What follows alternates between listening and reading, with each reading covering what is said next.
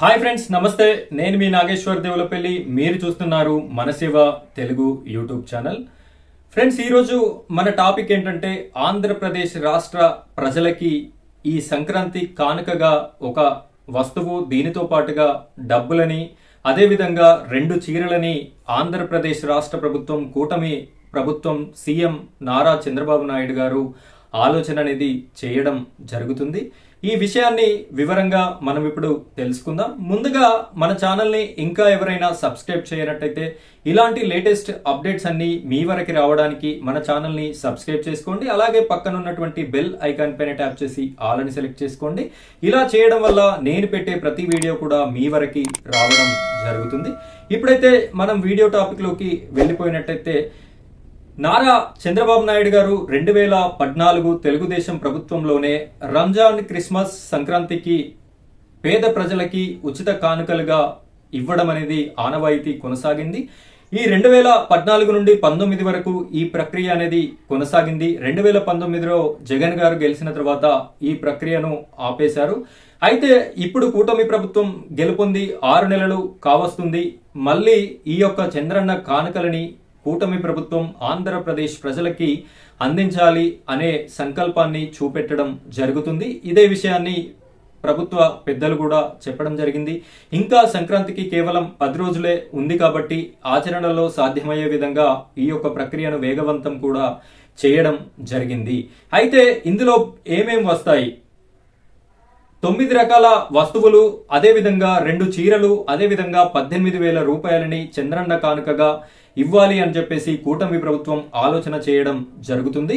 ఇందులో 9 రకాల వస్తువులు ఏంటి అంటే, మీకు యథావిధిగా పోసేటటువంటి బియ్యం అయితే ఒక వస్తువు.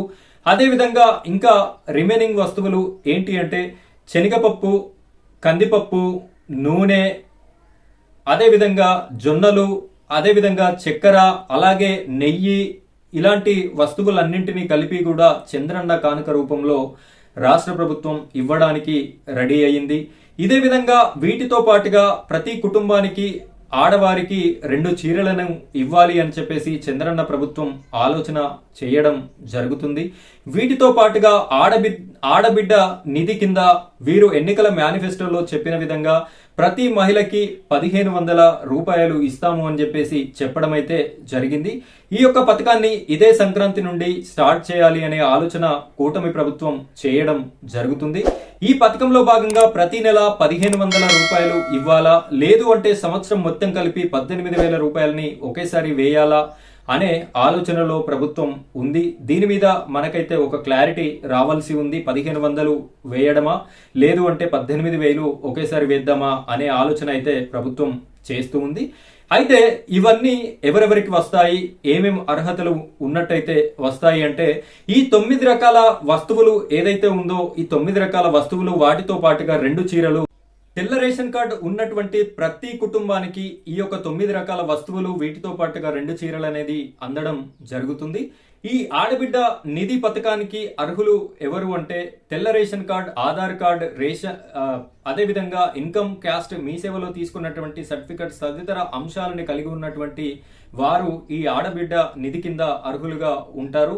ఇవన్నీ కూడా సంక్రాంతి పండుగ పూట మరింత పండగల వాతావరణం, పేదవారందరికీ కూడా పండగ వాతావరణాన్ని కల్పించే విధంగా ముందుకు తీసుకురావడం అనేది ఒక శుభ పరిణామం అని మన ఛానల్ తరపున కూడా చంద్రన్న ప్రభుత్వానికి శుభాకాంక్షలు తెలుపుతూ, ఇది ఫ్రెండ్స్ ఇవాల్టి వీడియో. ఇలాంటి లేటెస్ట్ అప్డేట్స్ అన్ని మీ వరకు రావాలంటే మన ఛానల్ని ఖచ్చితంగా సబ్స్క్రైబ్ చేసుకోండి. పక్కన ఉన్నటువంటి బెల్ ఐకాన్ని ట్యాప్ చేసి ఆల్ అని సెలెక్ట్ చేసుకోండి. అప్పుడే నేను పెట్టే ప్రతి వీడియో కూడా మీ వరకు రావడం జరుగుతుంది. Thank you friends, thank you.